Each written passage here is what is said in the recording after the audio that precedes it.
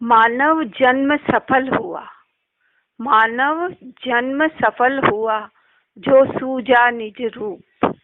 नहीं तो अनंत जन्मों का, नहीं तो अनंत जन्मों का, पुण्य हुआ भवजल कूप, पुण्य हुआ भवजल कूप। ओम सजात्म स्वरूप परम गुरु शुद्ध चैतन्य स्वामी ने नमः।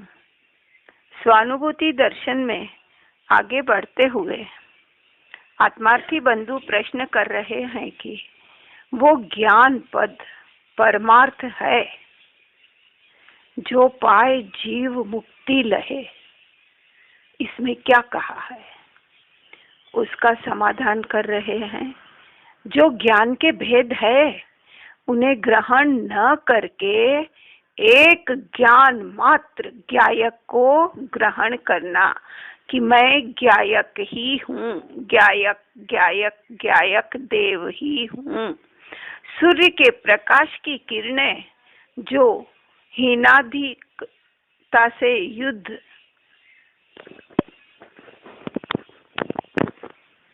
178 है, वह कोई मूल सूर्य नहीं है। वैसे ही कर्म के निमित्त से जो मति, श्रुत, अवधि, मन, पर्याय और केवल ज्ञान, ऐसे 5 ज्ञान भेद दिखाई देते हैं, वह मूल तल नहीं है। मूल तल तो क्या है? ज्ञायक, ज्ञायक ही है। उस ज्ञायक को, ज्ञान पद को ग्रहण करना, वो ज्ञान पद परमार्थ है जो पाए जीव मुक्ति लहे। मति श्रुतादि तो भेद है, किंतु उनका मूल क्या है? प्रकाश की किरणें दिखाई देती है, परंतु संपूर्ण सूर्य कहाँ है? उस सूर्य को ग्रहण करने जैसा है तो मैं तो संपूर्ण हूँ ना, परिपूर्ण तत्व हूँ ना, अनंत गुणों का घन पिंड हूँ ना। जो किरणें दिखाई दे रही है उनके पीछे पूर्ण का अस्तित्व क्या है? वैसे ही इन 5 भेदों के पीछे जो पूर्ण ज्ञायकता विद्यमान है, चैतन्यता विद्यमान है, उसे ग्रहण करना है। अगला प्रश्न है, आप बारंबार भेद ज्ञान का अभ्यास करने को कहते हैं, तो वह अभ्यास कैसे करना? उसका समाधान कर रहे हैं। स्वयं को बाहर में शरीर के प्रति, विभाव के प्रति एकत्व बुद्धि हो रही है ना, उसे तोड़कर मैं तो चैतन्य ही हूँ, चैतन्यमय भगवान आत्मा, ज्ञायक देव, वही मैं कहते ही अपने भीतर ऐसी डुबकी लग जाए कि अपने स्वरूप का स्पर्श हो जाए। ऐसी भावना बारंबार होनी चाहिए। वह बारंबार कब हो?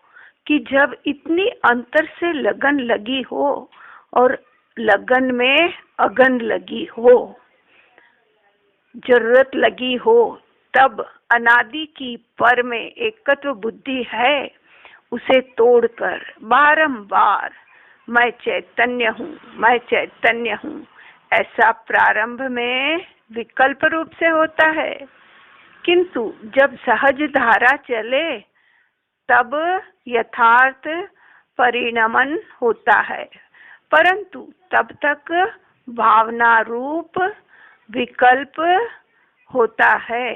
बाहर में कहीं चैन न पड़े, एकत्व बुद्धि के काल में भी चैन न पड़े, तो अपने को खोज कर अपना आश्रय लें।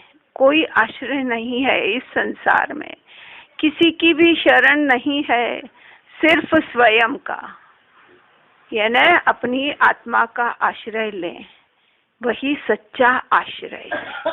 वह न हो तब तक श्रुत का चिंतन करें, देव शास्त्र गुरु में चित्त लगाएं, विचार करें कि मैं तो चैतन्य हूँ, चैतन्य हूँ, परंतु उस भावना में निरंतर रहा नहीं जाता, क्योंकि वह सहज भावना नहीं है, सहज नहीं है, इसलिए विचार अन्यत्र जाते हैं। श्रुत के तथा द्रव्य गुण पर्याय के चिंतन में लगता है। मैं भिन्न हूँ, मैं भिन्न हूँ, ऐसे एक विकल्प में विकल्प युक्त उपयोग होने से टिक नहीं सकता। इसलिए भावना ऐसी रखना कि विकल्प में विकल्प युक्त उपयोग होने से टिक जाए। मैं चैतन्य हूँ, मैं चैतन्य हूँ, और बारंबार अभ्यास भी करता रहे। उपयोग में एक में स्थिर नहीं रह सकता और एक विकल्प युक्त चिंतन रुखा हो जाता है। इसलिए श्रुत के चिंतन के विचारों में लगता है। तथापि करने का तो एक ही है कि भेद ज्ञान करके चैतन्य को ग्रहण करना।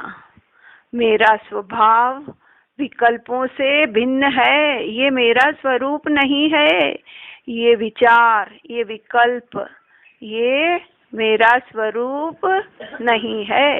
ऐसे एक चैतन्य को ग्रहण करने का है। अगला प्रश्न है, तीक्ष्ण उपयोग का अर्थ क्या है? उसका समाधान कर रहे हैं। तीक्ष्ण अर्थात तीव्र उपयोग। स्थूल उपयोग से चैतन्य ग्रहण नहीं होता, किंतु तीक्ष्ण उपयोग से यह चैतन्य ही मैं ही हूँ, ज्ञायक ही मैं हूँ, ऐसा पकड़ में आता है।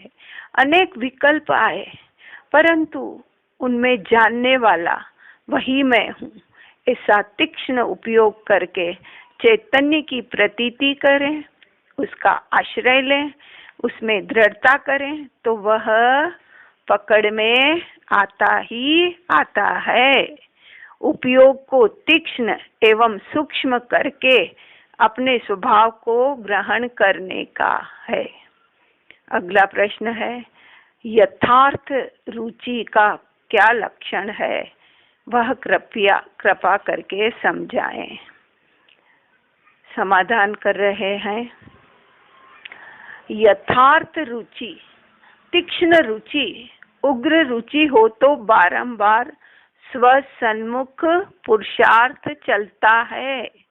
यथार्थ रुचि है या नहीं, वह स्वयं को विचारना है। रुचि मंद हो जाए तो उसमें उग्रता नहीं होती, इसलिए उपयोग बाहर टिका रहता है, पुरुषार्थ बाहर जाता है, अंतर्मुख नहीं होता। अगला प्रश्न है, ज्ञायक हूँ ऐसा विचार करते रहने में रस नहीं आता और एकाग्रता नहीं होती, तो क्या करना चाहिए? उसका समाधान कर रहे हैं। एक विकल्प में रस नहीं जमता, इसलिए सब विकल्पात्मक हो जाता है। अंतर में ऐसी लगन होनी चाहिए कि मैं चैतन्य हूँ। हृदय में ऐसी विरक्ति हो जाए कि यह विभाव मैं नहीं हूँ, तो विभाव का रस टूट जाए और चैतन्य का रस लगे।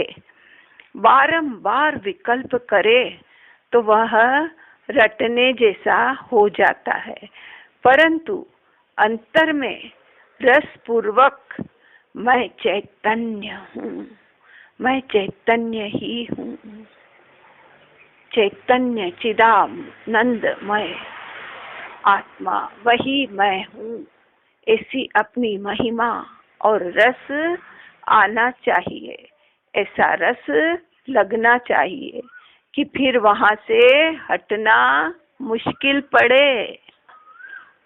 अगला प्रश्न है, आपने तो छोटी उम्र में सम्यक दर्शन प्राप्त कर लिया और हम गुरु का इतना उपदेश सुनते हैं, तब भी अंतर में कार्य नहीं होता, तो क्या रुचि में कमी है?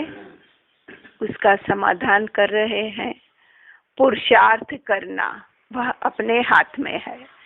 चैतन्य का रटन बारंबार करते रहना, उसमें थकना नहीं, उसी में ही लगा रहे तो भीतर प्रवेश होने का अवकाश है। सम्यक दर्शन न हो तब तक थकना नहीं, बारंबार उसी की भावना, रुचि, श्रुत का चिंतन, तत्व के विचार, विभावों से विरक्ति, चैतन्य की तथा देव गुरु शास्त्र की महिमा करते रहना। कार्य न हो तब तक चैतन्य को ध्येय में रखकर उसी में लगा रहे और उसी का मंथन करता रहे, किंतु थकना नहीं चाहिए। बहुत समय हो गया है और अंतर में कुछ हो नहीं रहा है, इसलिए उसका रस उड़ जाए ऐसा नहीं करना। बारंबार उसी की भावना करते रहना, उसके समीप ही रहना। अगला प्रश्न है, अपने शुद्ध स्वरूप का विकल्पात्मक यथार्थ ज्ञान हो, उससे चैतन्य की विशेष महिमा आती है। उसका समाधान कर रहे हैं, विकल्पात्मक ज्ञान अधिक हो तो शुद्ध स्वरूप की विशेष महिमा आए, ऐसा नहीं है। उसे द्रव्य गुण पर्याय का अधिक ज्ञान हो तो अधिक महिमा आए, ऐसा भी नहीं है। महिमा वह स्वयं जुदी परिणति है और विकल्पात्मक ज्ञान वह जुदा है। महिमा में ज्ञान बाहर साधन बनता है, परंतु अधिक ज्ञान हो तभी महिमा आए ऐसा नहीं होता है। कितने ही लोगों को ज्ञान अल्प हो और अंतर में महिमा तथा परिणति में चैतन्य की ओर का झुकाव बहुत अधिक हो जाए, महिमा आने से पलटना हो जाता है। भले ज्ञान अल्प हो परंतु अपने अस्तित्व का ग्रहण करें, साथ ही इतना हो कि मैं पर से भिन्न हूँ, तो उसे अंतरंग महिमा आकर तथा विभावों की महिमा छूटकर अंतर से विरक्ति आ जाए। ज्ञान अल्प होने पर भी पलट सकता है। ज्ञान महिमा लाने में साधन बनता है, परंतु ज्ञान अधिक हो तभी महिमा आए ऐसा नहीं है। हे आत्मार्थी बंधुवर, हमें भी अपने अंतर की महिमा जागृत करनी है। सुप्त चेतना को जागृत करके बस मैं चैतन्य चैतन्य चैतन्य, इसका रटन बारंबार करते हुए अपने जीवन को परिवर्तित करना है और अपनी मंजिल की ओर अग्रसर होना है। इन्हीं भावनाओं के साथ ओम नमः सिद्धम, ओम नमः सिद्धम, ओम नमः सिद्धम।